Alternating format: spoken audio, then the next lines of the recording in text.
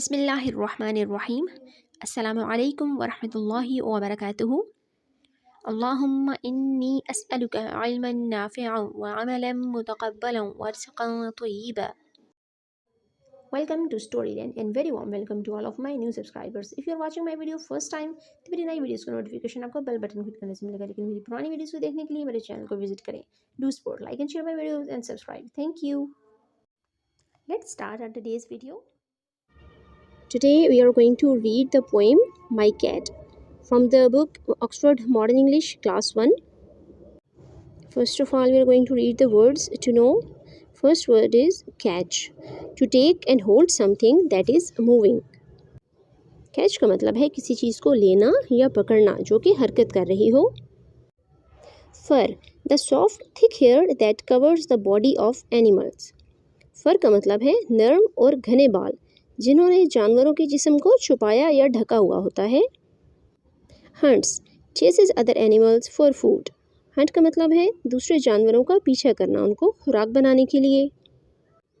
Smarter, cleaner and tidier, more intelligent, साफ सुथरा और ज़्यादा समझदार. Now let's start reading the poem. I have a cat. मेरे पास एक बिल्ली है. His name is Rish. उसका नाम रिश है. His fur is white. उसकी फर यानी बालों वाली खाल सफ़ेद रंग की है. And he likes fish. और उसको मछलियाँ पसंद है. He hunts and walks. वो शिकार करता है और चलता है.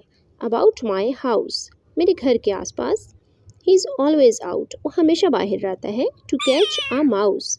एक चूहे को पकड़ने के लिए. I play with him. मैं उसके साथ खेलता हूँ. And keep him clean. और उसको साफ रखता हूँ. A smarter cat. एक समझदार बिल्ला. You have never seen. जो आपने कभी नहीं देखा.